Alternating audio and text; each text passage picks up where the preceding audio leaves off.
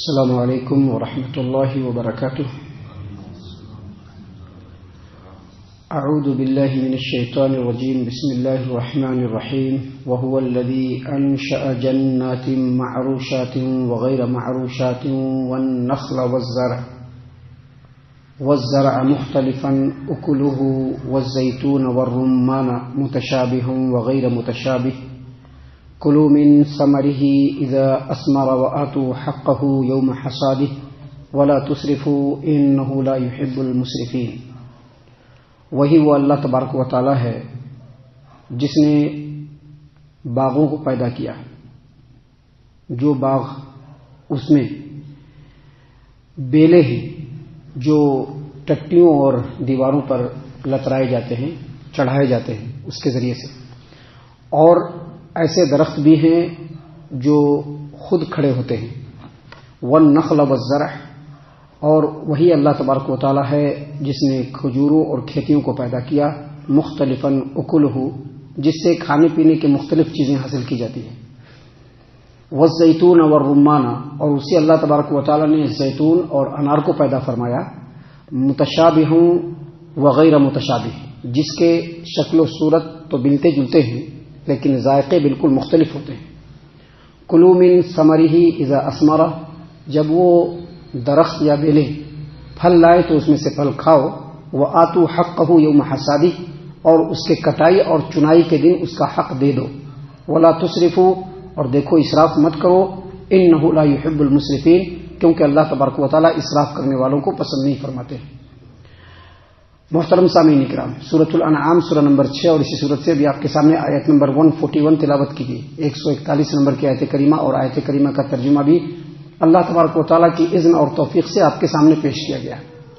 سامعین کرام، اس سے پہلے جو آیات پچھلے 2-3 دنوں کا جو درس ہم نے آپ کی خدمت میں پیش کیا ہے، اس میں اللہ تبارک و تعالیٰ کے جو کلام ہے اور ان کلام کا جو معنی اور مفہوم ہے وہ یہ کہ مشرکین نے اللہ تبارک و تعالیٰ کے پیدا کیے ہوئے کھیتوں، پیداوار اور مویشی جانوروں میں اپنی طرف سے بہت سارے تصرفات کیے، اختراعات کیے. جس چیز کو چاہا حلال قرار دیا، جس چیز کو چاہا حرام قرار دیا. اپنی طرف سے اللہ تبارک و تعالیٰ کا بھی حصہ لگایا اور اپنے جھوٹے معبودوں کا بھی حصہ لگایا. سامعین کرام، اس آیت کریمہ میں اللہ تبارک و تعالیٰ نے ان مشرکوں کو تنبیہ کیا ہے اور یہ بتلایا ہے کہ دیکھو، جتنی بھی کھیتیاں ہیں، جتنے بھی پیداوار ہیں، وہ سب پیدا کرنے والا اللہ تبارک و تعالیٰ ہے. اور اگلی آیت کریمہ میں اللہ نے اسی چیز کو بیان فرمایا کہ جتنے بھی مویشی جانور ہے سب کو پیدا کرنے والا اللہ تبارک و تعالیٰ ہے، جس کے بارے میں کل بیان کیا جائے گا. سامعین کرام، اس آیت کریمہ میں اللہ تبارک و تعالیٰ نے فرمایا، دیکھو مشرکوں، وَهُوَ الَّذِي أَنشَأَ جَنَّاتٍ، وہی وہ اللہ تبارک و تعالیٰ ہے جس نے باغوں کو پیدا کیا. معروشات، معروشات کا مطلب ہوتا ہے باغ کے ایسے درخت جس کو ٹٹیوں پہ یا دیواروں پہ چڑھایا جاتا ہے، مثلا انگور کی بیلیں، کدو وغیرہ کے بیل. اور غیر معروشات کا مطلب وہ درخت اور وہ پیڑ جو بغیر کسی سہارے کے اپنی تنی پر کھڑے ہوتے ہیں.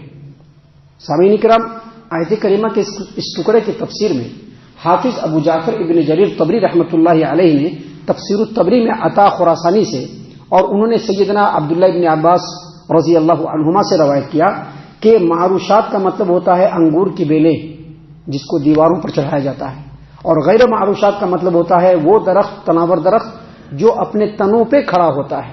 محترم سامعین کرام، آگے اللہ تبارک و تعالیٰ نے فرمایا والنخل والزرع، وہی وہ اللہ تبارک و تعالیٰ ہے جس نے کھجور کو بھی پیدا کیا اور کھیتیوں کو بھی پیدا کیا. کھجور کو بھی اور کھیتیوں کو بھی. اور آگے کہا مختلفاً اکلہ، جس کے کھانے پینے کے جو سامان ہوتے ہیں الگ الگ ہوتے ہیں، ذائقے بھی الگ الگ ہوتے ہیں، مختلف قسم کے کھانے پینے کے سامان لیے جاتے ہیں. کھجور بھی لیا جاتا ہے، چاول بھی لیا جاتا ہے، گیہوں بھی لیا جاتا ہے، باجرہ لیا جاتا ہے، مکئی لیا جاتا ہے، راگی لیا جاتا ہے جس کو ہمارے علاقے میں مڑوا کہتے ہیں. اس طرح کی بہت ساری چیزیں. تو اللہ نے کہا کہ اللہ تبارک و تعالیٰ نے کھجور کو بھی پیدا فرمایا اور کھیتیوں کو بھی پیدا فرمایا. مختلفاً اکلہ، جس سے مختلف قسم کے کھانے پینے کے سامان حاصل کیے جاتے ہیں. یہاں پر ہم ایک بات اور واضح کر دیں کہ اللہ تبارک و تعالیٰ نے جو ان چیزوں کو پیدا کیا اور ان چیزوں کو پیدا کیے جانے کا جو پروسیس ہے اور جس انداز میں یہ پیدا ہوتے ہیں، اگر ایک آدمی ان تمام چیزوں کے اوپر غور و فکر کرے گا تو اللہ تبارک و تعالیٰ کی وحدانیت کو ایکسپٹ کیے بغیر نہیں رہے گا. لیکن شرط یہ ہے کہ دل کی آنکھوں پر پردہ ڈال کر کے اگر کوئی آدمی کسی چیز کو دیکھتا ہے وہ کبھی بھی نہیں مانے گا. آنکھوں پر اگر پردہ ڈال لے اور کسی چیز کو دیکھے تو کبھی بھی نہیں مانے گا، لیکن اگر دل کی آنکھوں سے دیکھے گا تو ضرور مانے گا. محترم سامعین کرام، اللہ تبارک و تعالیٰ نے یہاں پر اسی بات کو بیان فرمایا کہ وہی اللہ تبارک و تعالیٰ ہے جس نے ان تمام چیزوں کو پیدا کیا، اور آگے مزید فرمایا والزیتون والرمان، اور وہی اللہ تبارک و تعالیٰ ہے جس نے زیتون اور انار کو بھی پیدا کیا. آگے فرمایا کہ متشابہ و غیر متشابہ، ان پھلوں کے جو شکل و صورت ہوتے ہیں ایک دوسرے سے ملتے جلتے ہیں. آپ پھل کو دیکھیں گے جیسے لگے کہ ایک ہی ٹائپ کا ہے، لیکن اللہ نے آگے فرمایا وغیر متشابہ، لیکن ملتے جلتے نہیں ہوتے. کیا مطلب؟ جب اس کو آپ توڑیں گے، جب اس کو آپ کاٹیں گے، جب اس کو آپ چکھیں گے تو مزے میں، ذائقے میں، خوشبو میں سب الگ الگ لگے گا. وغیر متشابہ کا مطلب یہ ہے. محترم سامعین کرام، آگے مزید اللہ تبارک و تعالیٰ نے فرمایا کلوا من ثمرہ اذا اثمر، جب یہ باغات، یہ درخت، یہ بیلیں، یہ پودے، یہ کھیتیاں جب یہ پھل دے تو اس میں سے خود بھی کھاؤ. کلوا من ثمرہ اذا اثمر، جب یہ پھل دیں اس میں سے خود بھی کھاؤ. مشرکوں نے کیا کہا؟ یہ نہیں کھانا، وہ نہیں کھانا. اگر اس بھگوان کو چڑھا دیا، اس جو ہے دربار کو چڑھا دیا، اس آستانے کو چڑھا دیا، اس پیر صاحب کو چڑھا دیا تو یہ کھائیں گے، وہ نہیں کھائیں گے. کہا نہیں، اذا اثمر کلوا من ثمرہ اذا اثمر، جب وہ پھل دے ہر کوئی اس میں سے کھائے. اور آگے مزید فرمایا وآتوا حقہ یوم حصادہ، اور صرف خود نہیں کھانا ہے، اس پھل کی کٹائی کے وقت، اس کی چنائی کے وقت جو غریب ہیں، مسکین ہیں، محتاج ہیں، ان کا حصہ بھی ان کو دے دینا ہے. یعنی یہ نہیں کہ خود کھانا ہے. یہاں پر ایک بات یہ بھی پتہ چلا کہ ہم جو کچھ کماتے ہیں اس میں سے ہم کو خود اکیلے نہیں کھانا چاہیے. اللہ تبارک و تعالیٰ نے اس میں مسکینوں کا بھی حصہ رکھا ہے، ضرورت مندوں کا بھی حصہ رکھا ہے، غریبوں کا بھی حصہ رکھا ہے، اس کو بھی دینا ہے. اللہ تعالیٰ نے قرآن کریم کے اندر دوسرے مقامات پہ یہ بیان فرمایا ہے وفی اموالہم حق للسائل والمحروم، جو نیکوکار لوگ کماتے ہیں ان میں سے مانگنے والوں کا بھی حصہ ہے اور جو محروم ہے ان کا بھی حصہ ہے، سبھی کا حصہ ہے، ان کا بھی حصہ دینا ہے، خود بھی کھانا ہے. اللہ نے اسی بات کو یہاں پر بیان فرمایا کلوا من ثمرہ اذا اثمر وآتوا حقہ یوم حصادہ. دیکھو جب پھل کٹے، جب جو ہے پودا، پیڑ، باغ پھل دے اس میں سے خود بھی کھاؤ، اور کٹائی کے وقت، اس کی چنائی کے وقت اس کا حق بھی ادا کر دو. حق ادا کرنے سے مراد یہاں پر صدقہ و خیرات بھی ہے، ضرورت مندوں کو دینا. جیسا کہ آپ لوگوں کو معلوم ہوگا اللہ تعالیٰ نے اسی قرآن کریم میں 29ویں پارے کے اندر سورہ نمبر 68 سورۃ القلم، جس میں اللہ تبارک و تعالیٰ نے باغ والوں کا قصہ بیان کیا ہے، آیت نمبر 17 سے لے کر کے آیت نمبر 33 تک، کہ باغ والے تھے جن کو باغ ان کے والدین سے ملا تھا. ان کے والدین جو تھے، ان کے باپ جو تھے، اس باغ میں سے خود بھی کھاتے تھے اور غریبوں کا بھی حصہ دیتے تھے. لیکن جب اس باغ کے وارثین ان کے بیٹے ہوئے تو ان کے بیٹوں نے جب اس باغ کو بویا تو اپنے آپس میں کہتے تھے دیکھو یہ مسکینوں کو دے دیا جاتا ہے، ہم لوگ آگے سے مسکین کو نہیں دیں گے. ہم لوگ جو ہے رات میں ہی جا کر کے درخت کی پورے باغ کی کٹائی کر لیں گے، چنائی کر لیں گے، کوئی مسکین ہم لوگوں تک نہیں پہنچ پائے گا. دیکھو اگر تم لوگ اس پھل کو لینا چاہتے ہو تو رات میں ہی نکل جانا. وہ لوگ رات میں ہی نکلے، لیکن رات میں ہی اللہ تبارک و تعالیٰ کی طرف سے یہ ہوا، اللہ تبارک و تعالیٰ کی طرف سے عبرت یہ ہوئی کہ اللہ تبارک و تعالیٰ نے رات میں ہی بگولے کو بھیج دیا. بگولا ایک ہوتا ہے جو ہوا کے ساتھ آتا ہے، جو پورے باغ کو جلا کر کے خاک کر دیتا ہے. اللہ کی طرف سے آفت ناگہانی آئی، پورا باغ جو ہے جل کر کے خاکستر ہو گیا. جیسا پہلا باغ تھا دیکھنے والے کو یہ لگتا کہ ہم کسی دوسری جگہ پر آ گئے ہیں. وہ سارے کے سارے بھائی جب اس جگہ پر پہنچے تو ان لوگوں کو لگا کہ نہیں، ہم لوگ لگتا ہے راستہ بھول گئے ہیں کیونکہ یہ تو ہمارا باغ نہیں ہے. پھر اس میں سے ایک نے کہا کہ نہیں، ہم لوگوں کو محروم کر دیا گیا ہے. کیوں محروم کر دیا گیا؟ کہ ہم لوگ مسکینوں کو دینا نہیں چاہتے تھے، ہم لوگ یہ سب چیز خود ہی لے لینا چاہتے تھے، اللہ کے دیے ہوئے کو خود ہڑپ لینا چاہتے تھے. یاد رکھیے آپ خود کمائیے، لیکن اگر آپ غریبوں کا، مسکینوں کا، ضرورت مندوں کا اور اللہ تبارک و تعالیٰ کے رستے کا اگر آپ حق نہیں نکالتے ہیں تو اپنے ہی مال کو آپ ہڑپ کرنے والے ہیں. اس لیے اللہ نے جلا کر کے خاکستر کر دیا. اور ان کے بھائیوں میں سے کسی نے کہا کہ دیکھو ہم لوگ محروم ہو گئے ہیں، بے نصیب ہو گئے ہیں، اور اگر ہم لوگ اللہ کے راستے میں دیے ہوتے تو اللہ تبارک و تعالیٰ آج ہمارے ساتھ اس طرح کا معاملہ ہمارے ساتھ نہیں ہوا ہوتا. تو یہاں پر اللہ تبارک و تعالیٰ نے اسی بات کو بیان کیا ہے. لیکن ہم آپ کو بتلا دیں کہ اللہ نے یہ فرمایا کلوا من ثمرہ اذا اثمر وآتوا حقہ یوم حصادہ، کہ جب وہ باغ پھل دے، جب وہ درخت پھل دے، جب وہ کھیتیاں پھل دے، غلہ دے، تو اس میں سے خود بھی کھاؤ اور اس کی کٹائی اور چنائی کے وقت اس کا حق بھی ادا کرو. اس سے مراد یہ بھی ہے کہ جو زمینی پیداوار ہوتے ہیں اس میں سے زکوٰۃ بھی ادا کرنا ہے، لیکن اس کے کچھ شروط ہیں. زمینی پیداوار جو بھی ہوتا ہے اس میں سے اس کا حق بھی ادا کرنا ہے. اللہ تعالیٰ نے قرآن کریم میں بھی اس چیز کی طرف واضح طور پر اشارہ کیا ہے دوسرے مقام پر، یا ایھا الذین آمنوا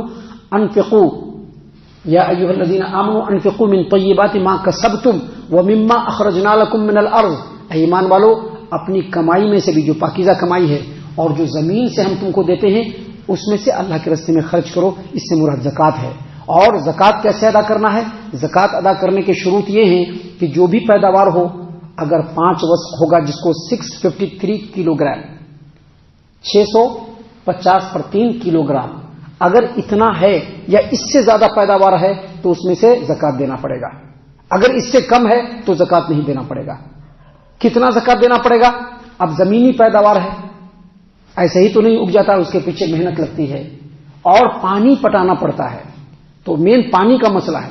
اگر پانی آسمان سے یا پھر کوئی چشمہ بہ رہا ہے یا زمین کا کوئی پانی ہے، اس سے اگر اپنے آپ سیراب ہوا تو پورے پیداوار کا 10%، 10واں حصہ، پورے پیداوار کا 10واں حصہ. اور اگر ہم نے ہینڈ پائپ وغیرہ لگا کر کے اس کھیت کو سیراب کیا ہے تو پورے پیداوار کا 20واں حصہ یعنی 5%، یہ زکوٰۃ کے طور پر ادا کرنا ہے. ایک بات اور یاد رکھیے، جو تازہ پھل سبزی ترکاری جو ہوتی ہے، جو لایا بک گیا، اس میں سے نہیں، لیکن اس کی تجارت میں سے زکوٰۃ دینا پڑے گا. تو اللہ تبارک و تعالیٰ نے یہاں پر اسی بات کو بیان فرمایا کہ کلوا من ثمرہ اذا اثمر وآتوا حقہ یوم حصادہ. دیکھو ان پھلوں، جب وہ باغ پھل دے، جب وہ کھیت پھل دے، جب وہ درخت پھل دے، اس میں سے تم خود بھی کھاؤ اور اس کی کٹائی اور چنائی کے وقت اس کا حق بھی ادا کر دو. اور کب ادا کرنا؟ اس پر سال گزرنا ضروری نہیں ہے، جیسے ہی کٹائی ہوگی ویسے ہی اس کا حق ادا کر دینا ہے. اور آگے کہا ولا تسرفوا، دیکھو فضول خرچی مت کرو. حافظ ابن کثیر رحمۃ اللہ علیہ نے 2 معنی بتلایا ہے، جس میں جو دوسرا معنی ہم بتلائیں گے اس کو انہوں نے صحیح قرار دیا ہے. ایک معنی انہوں نے یہ بتلایا ہے کہ جب اللہ کے راستے میں دو تو فضول خرچی مت کرو، اللہ کے راستے میں دو تو فضول خرچی مت کرو. اور اس کے بعد انہوں نے اس پر ایک دلیل پیش کیا ہے.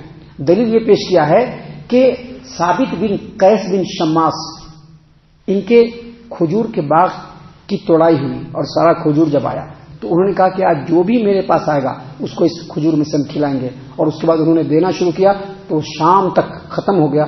اس میں اللہ تبارک و تعالیٰ نے یہ آیت کریمہ نازل فرمائی. لیکن حافظ ابن کثیر نے کہا کہ نہیں، اس کا صحیح مطلب یہ ہے کہ کھانے پینے میں فضول خرچی نہیں کرو. لوگ کیا ہے کہ دینے میں تو فضول خرچی نہیں کرتے ہیں. اللہ تعالیٰ جس کو دل دے الگ بات ہے، لیکن عموماً یہ دیکھا گیا کہ لوگوں کو دینے میں بڑے مسئلے ہیں. اللہ نے تو خوب دیا ہے لیکن دینے کے وقت میں بہت ساری پریشانیاں آتی ہیں. لہذا دینے کا مسئلہ یہاں پر نہیں ہے، کھانے کا مسئلہ ہے. کیونکہ جب اپنے کھانے کی بات آئے گی، اپنے خرچ کرنے کی بات آئے گی تو جو چاہے خرچ کر دو. تو اللہ نے کہا کہ اسراف مت کرنا، کیونکہ اللہ نے پہلے کیا کہا؟ کلوا من ثمرہ، جب وہ پھل دے تو کھاؤ. اور اس کے بعد کیا کہا؟ فضول خرچی مت کرو. اللہ نے قرآن کریم میں دوسری جگہ کہا ہے کلوا واشربوا ولا تسرفوا، دیکھو کھاؤ اور پیو لیکن فضول خرچی مت کرو. کیوں؟ کیونکہ فضول خرچی کرنا عقل کے لیے بھی اور صحت کے لیے بھی، دونوں کے لیے ہانیکارک ہے. اللہ تعالیٰ نے قرآن کریم کے علاوہ اللہ کے رسول صلی اللہ علیہ وسلم نے بھی اس آیت کریمہ کی تفسیر میں بات بیان کی ہے، جس کو امام بخاری رحمۃ اللہ علیہ نے صحیح البخاری میں معلقاً روایت کیا ہے کہ نبی صلی اللہ علیہ وسلم نے فرمایا کہ کھاؤ پیو صدقہ و خیرات کرو لیکن فضول خرچی مت کرو. لہذا یہاں پر اللہ نے کہا کہ فضول خرچی مت کرو، انہ لا یحب المسرفین، کیونکہ اللہ تبارک و تعالیٰ فضول خرچی کرنے والوں کو بالکل پسند نہیں فرماتے. آگے اور بھی باتیں ہیں جو اللہ تبارک و تعالیٰ نے اسی تعلق سے بیان فرمائے ہیں، جس کو کل انشاءاللہ آپ کے سامنے بیان کیا جائے گا. اللہ تعالیٰ سے ہم دعا کرتے ہیں کہ اللہ تعالیٰ ہم تمام کو ان تمام باتوں کے اوپر خوب غور و فکر اور تدبر کرنے کے ساتھ ساتھ ان باتوں کے اوپر عمل کرنے کی بھی توفیق عنایت فرمائے. آمین. اللہ تعالی ہم تمام کو صحیح معنوں میں پکا سچا مومن مسلمان بنائے، اللہ اور اس کے رسول صلی اللہ علیہ وسلم کی اطاعت و فرما برداری کرنے والا بنائے، صحابہ کرام رضی اللہ عنہم کے طریقے پر چلنے والا بنائے، جنت الفردوس میں جگہ عطا فرمائے۔